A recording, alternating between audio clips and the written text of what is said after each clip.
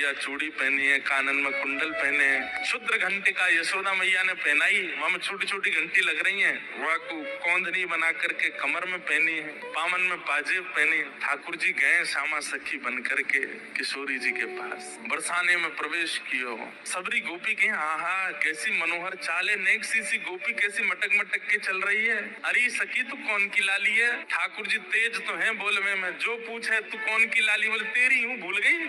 अरे बड़ी चपड़ चपड़ बोला है। पहुंच गए ठाकुर जी बरसाने। बरसाने में द्वार पर जाकर के सखीन से बोले मुझ को भीतर जान दो। सखी बोली कौन हो तुम?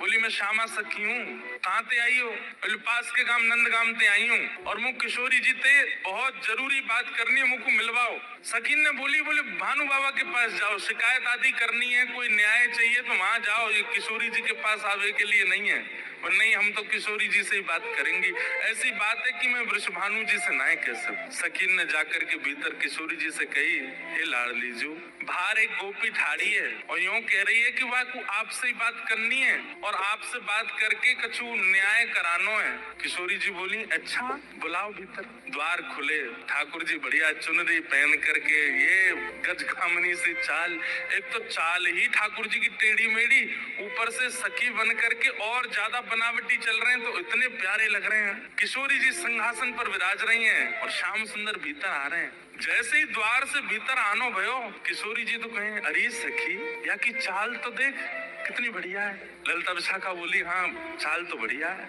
अरे देखियो या की कमर कैसी सुंदर लग रही है। ललिता विशाखा बोली श्री जी आपको पहली बार कोई सखी पर मोहित रहते हुए देखो हमने, आप तो सदा प्रियतम श्री श्याम सुंदर पे ही मोहित रहे में, लेकिन आज पहली बार। अरे पतो ना या की चाल ढाल और जो जो अंग या के दिखाई दे रहे हैं, ऐसे घूंघट पकड़े चल रही है, यहाँ से भुजा दिख रही है, नेक नेक थोड़ो उधर भी दिखाई दे रहा है, थोड़े थोड़े चरण भी दिखाई दे रहे हैं, जो जो अंग मुंह को दिख रहे हैं ना इतने प्रिय लग रहे हैं कि मैंने ऐसी प्रिय स्वरूप तो पहले देखो नहीं है। और किशोरी जी कहने ललिता तू मेरी एक बात सुन। बोल कहा ये जो भी बात करे वो सुन लेंगे, पर बाकी बात याकू अपने सखी समाज में ले लियो। मुख बड़ी भारी है, अभी याकू मुख नहीं दिखो, मुख में तभी आप मोहित है गई हूँ। विशाखा जी बोली नहीं रुक जाओ आन तो दो, बात तो होने दो।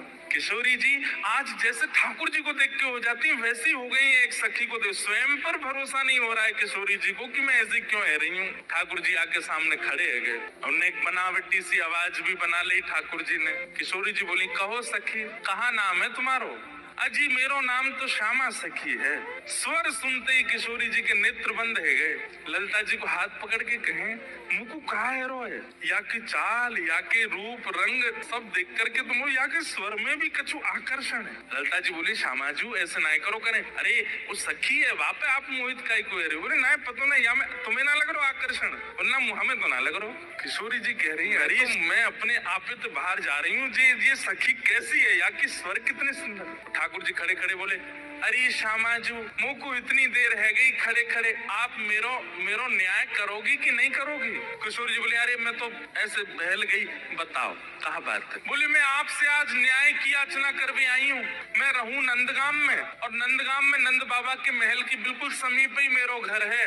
तो विशाखा जी बोली तो नंद बाबा के पास जाती न्याय लेवे, तुम बरसाने का को आई हो? बोले वहाँ नहीं मिलेगा, यही मारे तो यहाँ आई हूँ, और बात इतनी गंभीर है कि मैं वृषभानु बाबा से ना कह सकूं, आप तो ही कहूंगी। किशोरी जी बोली कहो। श्यामा सखी रोने लगी ठाकुर जी रोने लगे, आंसू ने पहुंचने लगे। अरे मैं कहाँ बताऊं, कैसे मोहते कहूँ, मुझको तो लज्जा आ रही है बतावे में। श्री जी बोली ऐसे मत करो, बताओ बताओ कहा बात है। बोले कल परसों में दही बेकवे के कायजे जाई रही, इतने में मार्ग में श्याम सुंदर आए गए। किशोरी जी थोड़ी सहम गई, श्याम सुंदर? हाँ। अरे तुमने उनको बड़ी प्रशंसा सुनी है, उनकी बड़ी महिमा सुनी है, पर तुम उनके अंदर की ना जानो, वे बड़े छलिया हैं, बड़े कपटी हैं। किशोर जी बोली कहा किया श्याम सुंदर ने? मैं तो मटकी भर के जा रही बेकवे के काजे, मार्ग में मिल गयो, रोक लियो मेरो मार्ग, और मार्ग रोक के बोले मुझको कर दो। और जैसे इनको पता चले कि कोई सखी मथुरा को जा रही है तो वही मार्ग पे चले जाएं और जाए करके सब सखाने संग बैठ जाएं और आवे वाली सकीन ते कहें हमें कर दे के जाओ, जे मार्ग हमारे परदादा ने बनवायो है।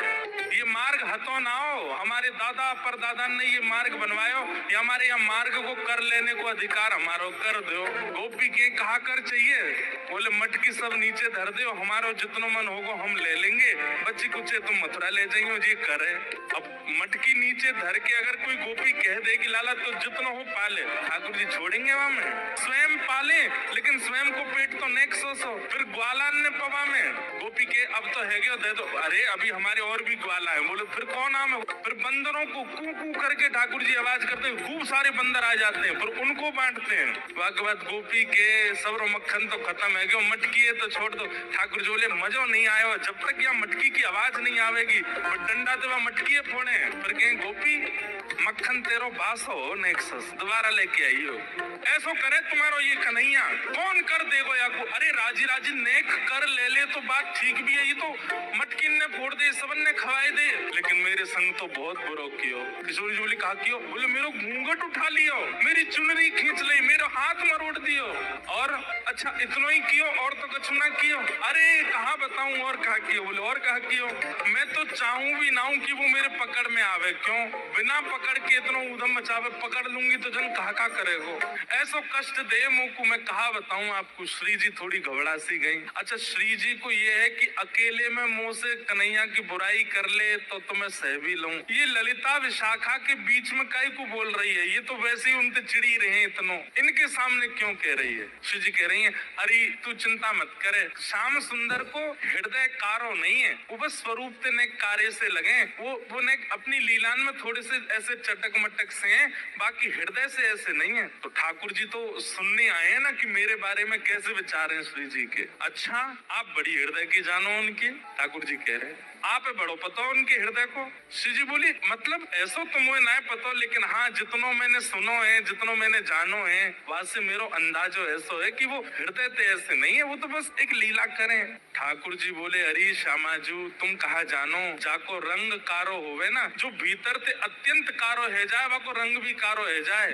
अब तो ठाकुर जी ऐसी ऐसी बुराई करने लगे अपनी ही कि श्री जी को ने क्रोध आवे, और फिर इनके हृदय के भाव सुनूं मैं, जाको हृदय बड़ो कारो रे ना, वाको रंग भी कारो है जाए। ये श्याम सुंदर केवल लीला नहीं करे, ये हृदय तो ही ऐसे हैं, मुझे तो ऐसा लगे जैसे जैसे आपने भौरो देखो है ना, श्री जी वो एक पुष्प पे बैठे वाको रस ले, फिर दूसरे पुष्प पे चलो जाए वाको रस ले, और देखो भौरो भी कारो रे और एक कन्हैया भी कारो, जे एक को कभी नहीं रह सके, ये तो सबको है, कमर भी टेढ़ी, चाल भी टेढ़ी, मुख भी टेढ़ी, और मुझे तो ऐसा लगे यशोदा मैया गोरी, नंद बाबा गोरे जी, इनको छोड़ा ना है जी कहीं औरतें आयो है। ठाकुर जी बड़ी बड़ी बुराई करने लगे अपनी ही किशोरी जी के सामने। थोड़ी देर तो किशोरी जी सुनती रही, और थोड़ी देर बाद किशोरी जी को क्रोध आया, अपने स्थान पे खड़ी है गई, बोले ए श्यामा सखी बहुत देर है गई तो बोलते बोलते, अब एक नहीं सुनूंगी तो तेरी कितने मक्खन चुरा लिए, कितनी मटकी फोड़ दी तेरी, अरे ललता ले किया भीतर दे, याकू दे दे, यहाँ आ गई है रोवे के काजे, श्याम सुंदर की बुराई कर रही है, यहाँ पे खड़े है कि तू कहाँ जाने वो कौन है। अरे पूरा ब्रह्मांड उनकी भ्रगुटी पर नृत्य करे, वो अगर अपनी भौं उठा दें तो नूतन प्रलय है जाएगा। अरे तुम ब्रजवासी के प्रेम के काजे बेचारे यहाँ आए गए हैं, तुम तो नेक लीला कहा कर ली, शिकायत करवे आ गए वहां पे, और तू बड़ी श्याम वरण श्याम वरण श्याम वरण पे बहुत बोल रही कि जो हृदय को कारो वही स्वरूप ते कारो हुए, तू जाने कहा है वास्तव में तोए देखें लोग, मोए देखें लोग, और कोई भी दृष्टा बने या हमारे अपना स्वरूप छुपाए करके आए वे, यदि अपने वास्तविक रूप में प्रकट है जाएं तो कोटि कोटि कंदर्प लुटावे लग जाएंगे तो भी उनके रूप की उपमा नहीं कही जा सके। उनकी बुराई कर रही है मेरे सामने खड़े है के, वो टेढ़े से रहमे, वो ऐसे रहमे वैसे, तू जाने कहा है उनके बारे में। अरे इंद्रादि देवता थर थर कांपे जिनके मारे, वो यशोदा मैया और तुम सब ब्रज गोपीन के काजे सहज है गए, सरल है गए, प्रेम के अधीन है करके सब लीला कर रहे हैं, और उनकी शिकायत कर भी आ गई मेरे सामने। ठाकुर जी सुन के बड़े खुश है रहे मनी मन। जैसे श्री जी ने शांत है जाए, ठाकुर जी फिर एक कोई बात बोल दे, फिर श्री बिल्कुल मत बोलियो, एक शब्द नहीं सुनूंगी श्याम सुंदर के लिए, ये पूरा ब्रह्मांड उनका स्वरूप है, उनके रोम में कोटि कोटि ब्रह्मांड लुढ़कते हैं, इस ब्रह्मांड पर कृपा करके, इस भूमि पर कृपा करके वो जन्म लेकर के नंद यशोदा के यहाँ आ गए, और तुम उनके महत्व को नहीं समझ रही हो। अरे कोई ऊंची पदवी पर बैठो भयो, जब प्रेम के अधीन है जाए तो वो अपनी पदवी छोड़ करके कई बार आपके संग बैठ के पान लगे, आपकी थाली में बैठ के भोजन करने लगे, कोई कोई आपकी थाली में भोजन कर रहा हो या को मतलब वो आपसे प्रेम बहुत करे। अरे सखी तू जाने ना है श्याम तो साक्षात परमात्मा है। वो यदि तुम्हारे संग ये लीला कर रहे हैं तो अपने भाग्य मनाओ, अपने सौभाग्य मनाओ। उनकी रूप कांति को मैं कहा वर्णन करूं। कोटि कोटि किशोरी जी वार दे जाएं तो भी श्याम सुंदर की रूप की महिमा ना कही जा सके। मेरे सामने एक शब्द नहीं बोली उनके बारे में। श्यामा सखी बोली, पहले तो मैंने संदेह में सुनी कि किशोरी जी को और हमारे नंद के लाला को कछु प्रेम संबंध है, पर आज तो मुंह को ऐसा लग रहा वास्तव में हते।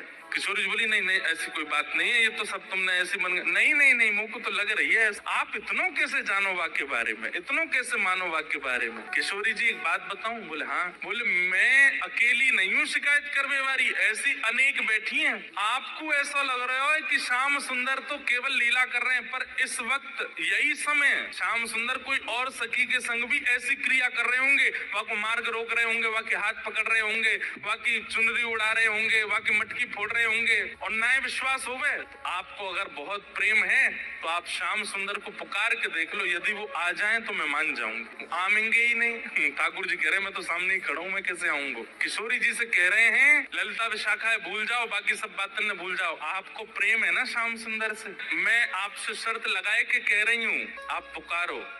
और यदि श्याम सुंदर आपके सामने आए गए तो जीवन भर आप दोनों की चाकरी करूंगी। ये श्यामा सखी को वचन है आपके लिए, बुलाए लो। किशोरी जी बोली, देख मोते मत बोले, मैं जानू, मुझको प्रबल विश्वास है कि श्याम सुंदर आ जाएंगे। मैं बस देर लगाऊंगी और दौड़े दौड़े आएंगे। श्यामा सखी बोली, आज है जाए, बुलाए के देख लो आ जाए कि नहीं। किशोरी जी तुरंत नेत्र बंद करके बैठी और जैसे ही अपने प्रियतम का स्मरण किया, नेत्र बंद करके किशोरी जी स्मरण कर रही रखो और जब कह रही है कि हे श्याम सुंदर मैं तो आपकी दासी हूँ, जबकि ये बात गलत है। ठाकुर जी दास मानते हैं अपने आप को किशोरी जी के चरणों का, लेकिन आज किशोरी जी ने वास्तव में तो बात ये है कि जैसे ही नेत्र बंद किए हैं किशोरी जी ने और स्मरण करना प्रारंभ किया, कहाँ है श्याम सुंदर, कहाँ है मेरे प्राणनाथ, कहाँ है मेरे जीवन धन। तो जैसे किशोरी जी ने नेत्र बंद करके स्मरण किया तो किशोरी जी पूरे ब्रजमंडल में भ्रमण कर आई, लेकिन ठाकुर जी नहीं मिले। किशोरी जी बोली, हाँ श्याम सुंदर गए कहाँ, आज मेरे प्राणनाथ गए कहाँ। और ध्यान लगा करके देखो, श्याम सुंदर किसी गिरी कुंज में तो नहीं बैठे, कहीं यमुना तट पे तो नहीं बैठे, कहीं दूर तो नहीं चले गए, दिख क्यों नहीं रहे हैं। और तभी किशोरी जी को ढूंढते ढूंढते ढूंढते दिखाई दियो बरसानो भवन। किशोरी जी बरसानो भवन क्यों दिख रहा है? तभी किशोरी जी को दिखाई दियो अपनो ही निकुंज, ये मेरो निकुंज कहीं को दिखाई दे रहा है। अरे कहीं ऐसा तो नहीं श्याम सुंदर यहीं कहीं छुप करके बैठे हैं। और मन में ध्यान से देखो तो किशोरी जी को अपनो ही अंतःपुर दिखाई देने लगो। किशोरी जी बोली, मेरे अंतःपुर में तो केवल ललिता है, विशाखा है, मैं हूँ और श्यामा सखी। और ध्यान लगा करके देखो तो क्षुद्र घंटिका दिखाई देने लगी जो श्यामा सखी ने पहन रखी है। किशोरी जी बोली, ये क्या क्षुद्र घंटिका, ये तो मैंने अभी कहीं, अरे ये तो श्यामा सखी की कमर पे देखी। और जब और ध्यान लगा करके देखो तो घूंघट के भीतर कमल नैन मटक रहे हैं, इधर उधर आंख मटका रहे हैं। तुरंत किशोरी जी ने नेत्र खोल करके गई, श्याम सुंदर आप तो सामने ही खड़े हो। और जैसे ये बात कही ललिता विशाखा दौड़ करके, कहाँ है कहाँ है कहाँ, बोले यही श्यामा सखी, पकड़ो याकू। ठाकुर जी दौड़ने लगे वहां से, इतने में ही पकड़ ली और पकड़ करके जैसे ही चुनरी उतारी, आहा श्याम सुंदर तो सामने ही खड़े। अब तो ललिता विशाखा पकड़ करके खड़ी हैं और ठाकुर जी की ऐसी बेनी, आहा नथ बेसर पहनी है नाक में, ऐसी सुंदर बिंदी लगा करके आए हैं, काजल लंबो लंबो खींच के आए हैं, अपने घुंघराली केशन की बढ़िया बेनी गूंथ करके जैसे कोई छोरी तैयार हो ऐसे बन के आए हैं। किशोरी जी बोली, पकड़ के रखो अब इनको, नेक रज रज के देख तो लूं आज हैं, सामने आए के श्यामा सखी बन के अपनी बुराई कर रहे हो मुझसे। अरे श्यामा जू, मैं तो आपके हृदय की जान में आयो कि आप मेरे बारे में कैसी विचारधारा रखो, मेरे बारे में आपके हृदय में कैसे भाव है। किशोरी जी बोली, तो कहा सुनो आपने कैसे भाव है। बोले, मुंह को ऐसा लगो करतो कि मुंह से ज्यादा प्रेम कोई ना कर सके या संसार में। पर हे श्यामाजू, आज आपके प्रेम के भाव पर तो मैं भी बिक गयो। आपको प्रेम तो अटूट है। अरे आप तो ऐसी हैं कि आप बैठी कहीं भी हो, लेकिन आपके चिंतन में सदा मैं विराजमान रहूं। मैं कहाँ जाऊं, कहाँ करूं, कहाँ खाऊं, कहाँ पीऊं, कैसे आऊं, आपको सब पता है। किशोरी जी ने कही, आज एक काम करो। बोले, कहा द्वार सब बंद कर दो, चटका नहीं लगा दो, आज जान नहीं देंगे इनको, आज यहीं यहीं बैठा हो, बड़ी श्यामा सखी बन के आई हो, इधर आओ। ठाकुर जी बोले अरे श्यामा जी मैं आपके चरणन को पूजूं, आपके हाथ जोड़ रहा हूँ, मुझको छोड़ दो। बोले ना आज तो याकू नई दुल्हन बना के यशोदा के पास ले चलेंगे और यशोदा जी से कहेंगे देखो हमारे गांव की एक नई दुल्हन आई है, अभी अभी ब्याह भयो, याकू आशीर्वाद दे दो। और जब यशोदा मैया अपनी लाला को चरचिर सौभाग्यवती जब आशीर्वाद देंगे तब आवेगो आनंद। किशोरी जी आपसे हाथ जोड़ू पाम परू, ऐसा मत करियो, यशोदा मैया के आगे नाक कट जाएगी मेरी, ऐसे छोरी बनो डोलू, वो वैसे मेरे पीछे पड़ी रहे। ए लाला ने अपनी चाल सुधार, दूर से ऐसा लगे कोई गजगामिनी छोरी आ रही है का, वो उन्हें पता चलेगी मैं लहंगा फरिया पहन के डोल रहा हूँ, बहुत बहुत नाराज, उनके सामने नहीं आपके सामने आ सकूं ऐसे। किशोरी जी को इतना अच्छा लग रहा है कि आज श्याम सुंदर घबरा रहे हैं, इतना घबरा काहे करो, यहाँ पे बैठो, बगल में बैठा। सब सखी लाई किशोरी जी के बगल में ठाकुर जी को बैठाए दियो। अब श्री जी के मन में कौतुक आयो है, अरे ललता विशाखा, ठाकुर जी को हाथ पकड़ लियो, ठाकुर जी घबरा रहे हैं, जन कहा करेंगी, नेक्स्ट सामने तो आओ ललता विशाखा। दोनों सामने आ गए और बोली देखो हमेशा या सिंहासन पर प्रिया प्रियतम विराजमान हूँ मैं, लेकिन आज दो दो प्रिया बैठी हैं, एक श्याम प्रिया एक गौर प्रिया। अब ये बताओ दोनों में सुंदर ज्यादा कौन लग रहा है, ये ज्यादा सुंदर लग रहे हैं या मैं ज्यादा सुंदर लग रही हूँ? लहंगा इनने भी पहनो, मैंने भी पहनी है, बेनी मैंने भी गुथी है, इनने भी गुथी है, माथे पे बिंदा मैंने भी लगाया, आंखन में काजल इनके भी मेरे भी, सब कुछ। अब तुम दोनों बताओ हम दोनों में सुंदर ज्यादा कौन लग रहा? श्याम सुंदर ऐसे रो मत, मुस्कुराओ, कचुकर थोड़ी नहीं हूँ मैं। ठाकुर जी मुस्कुराने लगे, अरे ललता बताए दे आज सुंदर कौन है। ललता विशाखा अंदर ही अंदर रो रही है और अंदर ही अंदर, क्योंकि किशोरी जी ने ये क्रम शुरू किया तो किशोरी जी को कम देख रही है, ठाकुर जी को ज्यादा देख रही है, क्योंकि किशोरी जी नहीं तो ये खेल शुरू करवा, बताओ दोनों में सुंदर कौन। तो उनसे क्या कहें, ठाकुर जी को देखती हैं और देखते देखते देखते अश्रु भराते हैं नेत्रों में। तो दोनों में ये न्याय करना बड़ा मुश्किल है गो। ठाकुर जी आप ही कछु संकेत करो, क्या बताएं। जैसे ठाकुर जी ने देखी ललिता विशाखा बड़ी परेशान है गई है, ऐसे इशारों की, बोले इन्हीं की बताओ, बेसर इन्हीं की अच्छी है। बोले मेरी प्रशंसा कर दोगे मोहे सुख नहीं मिलेगा, इनकी प्रशंसा करोगे ये राजी भी है जाएंगी, मोहे भी सुख मिले। और ललिता विशाखा बोली जी को श्रृंगार ज्यादा सुंदर है, क्या कह रही है? बोले हे नंद नंदन हमें क्षमा करियो, कछु नेक सरस लली की बेस, आपसे नेक ज्यादा नहीं, नेक सुंदर हमारी श्यामा जी लग रही। और ये बात कहते ही ठाकुर जी सिंहासन से नीचे आ गए कि अरे जय हो हमारी श्यामा जी की जय हो, हमारी लाडली जी की जय हो, हमारी वृषभानु दुलारी की जय हो। सब जय जयकार करने लगे। किशोरी जी बड़ी आनंदित है गई, लेकिन मनी मन सोचने लगी अरे ललता तेने गलत कियो, ठाकुर जी ज्यादा सुंदर लग रहा है।